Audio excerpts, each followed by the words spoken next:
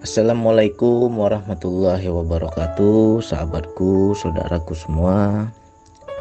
Semoga selalu dalam kesehatan dan dalam kasih sayang Allah. Amin ya Allah. Jadi pada kesempatan kali ini saya mau berbagi tentang dua syarat ya. Dua syarat yang harus kita kerjakan, yang harus kita jalani. Dan apabila kita menjalani kedua hal ini, kita akan dapat mengenal Allah. Ya. Alhamdulillah saya baru ketemu ayatnya di Al-Quran. Nanti teman-teman silakan buka Quran surat Al-Kahfi ayat 110. Di situ disebutkan, maka barang siapa yang mengharap pertemuan dengan Tuhannya, maka hendaklah dia mengerjakan kebajikan atau amal soleh ya. Dan janganlah dia menyekutukan dengan sesuatu apapun di dalam beribadah kepada Tuhannya. Jadi ada dua poin. Kalau kita mau bertemu Allah, mau mengenal Allah, ada dua poin yang harus kita jalani. Dari ayat ini bisa jadi pertemuan itu ketika akhirat kelak, bisa juga di dunia ini. Di dunia ini bagaimana kita bertemu dengan Allah? Ya dalam berzikir, dalam berspiritual. Karena Allah itu gaib, jadi kita harus bertemu dengan yang gaib pula. Ya. Jadi ada dua yang harus kita jalani. Yang pertama adalah amal soleh, kebajikan. Hendaklah mengerjakan kebajikan. Kebajikan ini atau amal soleh ini ya dua. Bisa melakukan sesuatu yang Allah perintahkan, bisa juga meninggalkan yang Allah larang. Ya. Jadi itu kita harus, poin pertama itu harus kita kerjakan. Kalau kita mungkin tidak sholat, tidak mau sholat, selama ini bertahun-tahun gak sholat, nah cobalah kembalilah sholat. Berusahalah mendekat kepada Allah. Ya, yang dahulunya kita mungkin banyak buat dosa, ya tinggalkan dosa. Yang dahulunya kita kurang ibadahnya, coba lebih kuat lagi beribadah. Mungkin yang pertama ini mudah. Yang paling sulit itu adalah yang kedua. Tidak boleh menyekutukan Allah dalam beribadah kepada Allah. Ya, dalam ibadah yang kita lakukan itu jangan sampai kita menyekutukan Allah. Mungkin kita nggak sembah patung, kita nggak sembah jin, nggak sembah jimat. Tetapi terkadang kita menyekutukan Allah dengan diri kita sendiri. Nah ini yang sulitnya di sini.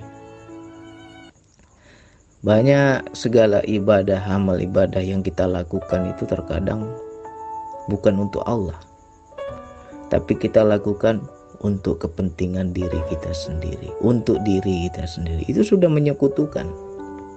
Ya. Banyak orang rajin ke masjid biar dianggap ahli masjid. Banyak orang berzikir biar dianggap ahli zikir. Banyak orang rajin bersedekah biar dianggap ahli sedekah, biar dianggap dermawan, biar dianggap ini orang baik ya. Terkadang banyak amal ibadah kita itu tidak suci, tidak murni. Masih ada secuil penyekutuan kepada Allah. Ya. Tanpa sadar kita sudah membuat berhala diri. Jadi makanya nih bagi teman-teman yang mengamalkan zikir nafas, kenapa ya bang kok nggak ketemu Allah itu? Ya kita perhatikan, dua hal itu sudah kita lakukan belum? Ya. Yang pertama mengerjakan amal soleh, banyak-banyak berbuat kebajikan. Mungkin sudah bang, saya udah lakukan bang,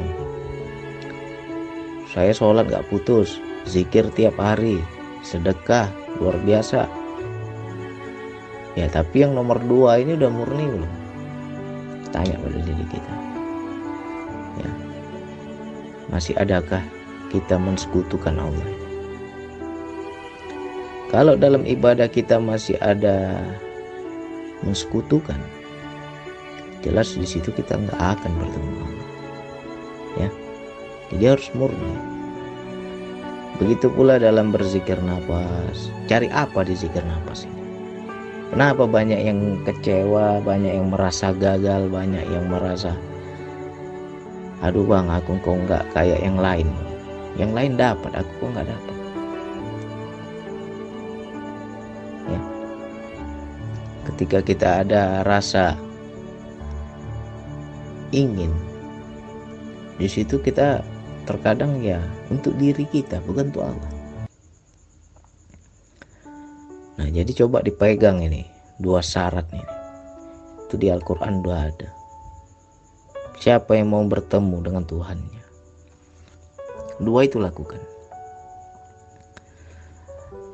Jangan kita rajin zikir, maksiat jalan juga. Gimana mau bertemu Allah? Ya. Malam berzikir, paginya gunjing orang. Malam berzikir, paginya memfitnah orang, menghasut orang. Ya jelas belum kita kerjakan kebajikan.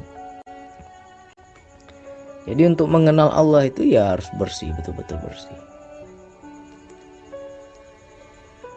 Harus betul-betul hati kita tuh bersih lah.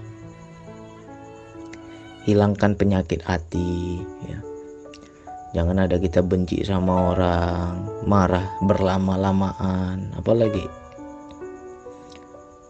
nggak senang sama orang, iri sama orang. Itu kalau masih ada penyakit hati seperti itu, gimana mau bertemu? Ya. Habis itu dalam amal ibadah kita jangan lagi ada diri. Ya. Ketika kita bersedekah, bukan diriku yang bersedekah, tapi Allah lah yang bersedekah melalui perantara diriku. Kalau kita bisa seperti itu, ya berarti kita mempertuhankan Allah. Ya, tak ada lagi sekutu. Tapi kalau kita merasa aku yang tolong ini, aku yang tolong, aku yang banyak jasa, karena akulah dia bisa, karena akulah dia berhasil. Kalau bukan aku yang tolong gak jadi dia. Ya berarti itu masih mensekutukan diri. Banyak kan orang seperti itu kan, merasa berjasa. Ketika jasa baik itu tak terbalas, benci pula kita, marah pula kita. Aku udah baik, tapi ini orang gak tahu balas budi. Nah itu tanpa sadar kita sudah bersekutu, itu menyekutukan Allah. Kita merasa amal baik kita itu karena diri kita, untuk diri kita, bukan untuk Allah. Jadi jangan dibilang enak, nggak mudah untuk bertemu Allah. Jangan hanya kita bilang aku kenal Allah, ya, kenal diri, kenal Allah, aku bermakrifat kepada Allah. Kadang ibadah kita aja belum bersih, terkadang di diri kita aja belum suci, masih banyak sekutu-sekutu di dalam diri itu. Jadi ini udah poin yang sangat jelas. Allah sudah bilang, kalau memang mau bertemu dengan aku, mau mengenal aku, 2 itu kau jaga. Ya. Jadi jangan sampai kita merasa makrifat, merasa kenal, tapi ayat ini kita nggak kita jalani. Ya. Jadi ya bagi saudaraku, sahabatku, sama-sama kita belajar. Saya pun masih belajar Bukan berarti saya ini sudah kenal Allah, sudah bertemu Allah, belum. Masih belajar ini. Kedua hal itu juga masih saya pelajari. Amal soleh, berapa banyak lah amal kita nih, ya kan? Kalau dihitung-hitung ya buruknya yang lebih banyak daripada baiknya. Habis itu dalam beribadah juga masih sering kita itu bercampur dengan berhala-berhala diri. Semua diriku, Allahnya nggak ada. Ya. Jadi ya jangan sampai kita putus asa. Banyak orang berguru ke sana kemari, belajar makrifat, ingin mengenal Allah. Guru satu nggak cocok, guru kedua nggak cocok, guru ketiga nggak cocok, udah puluhan gurunya, nggak juga kenal Allah. Kenapa bisa seperti itu? Disitulah bukti bahwa untuk mengenal Allah itu nggak main-main. Ya, kedua hal itu kita harus jaga. Banyak-banyak kita berbuat kebajikan. Kita lihatlah dari hal-hal sekitar. Sudah baik belum kita sama anak istri kita? Nggak usah sama orang lain, di keluarga aja. Sama anak istri kita udah baik belum? Sama keluarga kita, saudara-saudara kita, adik-beradik kita sudah baik belum? Sama orang tua kita sudah baik belum? Itu baru sekitar, itu belum lagi wilayah yang lebih luas. Kalau kita belum baik, ya masih suka cakar-cakaran, masih suka iri-irian, ya adik-beradik aja kadang iri-irian, berarti itu orang nggak masuk kategori berbuat kebajikan. Ya, yang pertama aja kita udah gagal. Di situ Allah bilang kerjakan kebajikan, amal soleh. Sama tetangga udah baik belum? Jangan kita ngaku makrifat, sama tetangga aja nggak bagus kita. Sama tetangga aja saing-saingan kita. Gitu dibilang makrifat. Nah, itu perbaiki. Kalau betul hati semakin bersih, berarti kita udah mulai mudah untuk mengenal Allah. Yang kedua, dalam beribadah jangan sampai ada sekutu. Ya, tanya diri kita, rajin berzikir niatnya apa? Rajin bersalawat niatnya apa? Ada nggak untuk Allah? Ya, rajin bersalawat niatnya pengen kaya. Itu untuk diri berarti, bukan untuk Allah. Ya, rajin sholat duha niatnya biar murah rezeki. Rajin sholat niatnya apa? Biar hidupnya enak. Rajin berpuasa niatnya apa? Biar dapat ilmu. Kadang kalau kita pikir-pikir berat memang ya. Tidak mensekutukan Allah itu berat. Jadi kalau dua itu kita belum bisa kita pahami, belum bisa kita kerjakan, jangan harap bisa bertemu Allah. Ya. Jadi dua itu dijaga. Banyak-banyak berbuat kebajikan ya. Mungkin kita termasuk orang yang berlebih. Kaya kita. Uang banyak. Dan di sekitar kita banyak orang susah. Tapi sedikit pun tak ada tergerak hati kita membantu mereka. Ya. Udah depan mata susah, nggak peduli kita. Nggak ada tergerak hati kita membantu meringankan beban mereka, nggak ada. Yang kita sibuk adalah memperkaya diri sendiri. Itu di poin pertama saja sudah gagal. Nggak mau berbuat kebajikan. Ya, nafsi-nafsi. Lu gua. Kalau kamu miskin, kamu susah, ya urusanmu. Penting aku berlebih, aku kaya terus. Nah dari hal itu aja sudah kalah kita. Jadi percuma lah kita ngaji tiap hari, zikir tiap hari, sholat tiap hari. Poin pertama aja udah gagal. Kayak gitu mau bertemu Allah.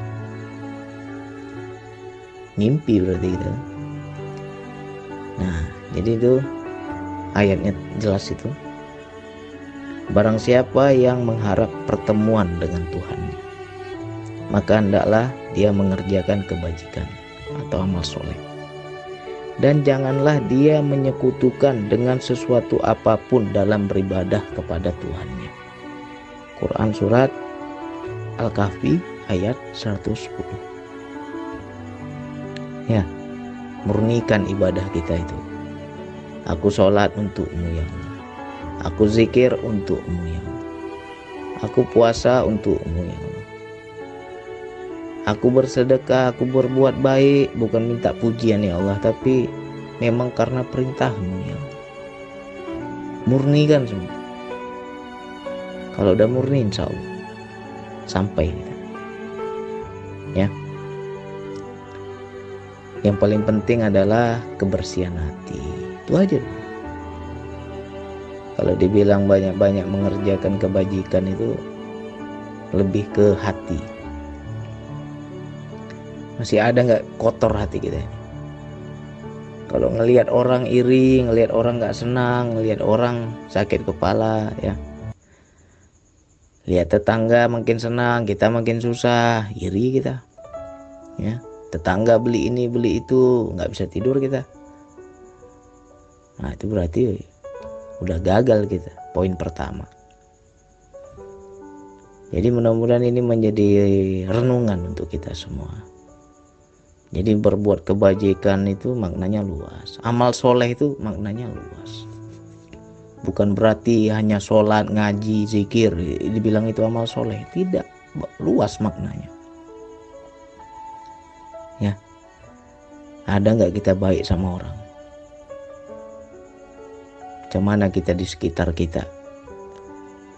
Nah, udah kita nggak bisa baik sama orang, kita sering ganggu orang lagi, sering buat jahat sama orang, sering bikin susah orang lain, itu dibilang kebajikan. Ya, jadi wilayah ini ya sama-sama kita pelajari. Insya Allah kalau memang kedua hal itu tercapai, kita banyak berbuat kebaikan, ya, banyak berbuat kebaikan. Walaupun kita tak punya ilmu, ya, jangan dianggap makrifat itu harus ada ilmu baru makrifat. Tidak. Yang penting hati kita bersih. Ya. Kalau nggak ada ilmu ya belajar pelan-pelan, belajar pelan-pelan. Nah, semakin bersih hati, insya Allah kita akan bertemu, kita akan mengenal Allah. Ya, jadi dua ini tolong dijaga, tolong dikerjakan, sama-sama kita kerjakan. Saya juga masih belajar, ya. Makanya saya sering tuh di YouTube ini kalau saya ngomong pedas ya biar saya dengar, biar saya tahu. Ya, ini untuk diri saya juga sebenarnya. Ya, jadi kalau seandainya menyimpang, jadi saya bisa lihat lagi nanti, oh saya udah pernah ngomong ini, tapi kenapa saya nggak lakukan? Nah, jadi ada teguran untuk diri saya juga. Jadi untuk saudaraku, sahabatku, jangan hanya kita bernafsu ingin mengenal Allah, ya. Kenapa banyak orang ingin mengenal Allah nggak kenal juga, ya. Katanya kalau nggak ada guru sesat. Udah banyak guru pun nggak sampai juga. Nah, dua itu jaga, dua itu jalan. Insya Allah nanti ketemu. Mudah-mudahan yang sedikit ini manfaat, jadi perenungan untuk kita semua. Sama-sama kita belajar, sama-sama kita saling ingatkan. Ya, diulang-ulang lagi nih audionya, ulang lagi. Nanti terapkan dalam kehidupan. Kalau dua itu sudah tercapai, insya Allah nanti akan berubah hidup kita ini. Kita akan merasakan kehadiran Allah yang dekat, ya. Kita akan merasakan selalu bersama Allah. Itu langsung bertemu. Ya, kemanapun memandang Allah semua. Ya, nggak ada lagi rasa jauh, dekat aja yang ada. Mudah-mudahan ini manfaat untuk kita semua. Sekian dari saya. Wassalamualaikum warahmatullahi wabarakatuh.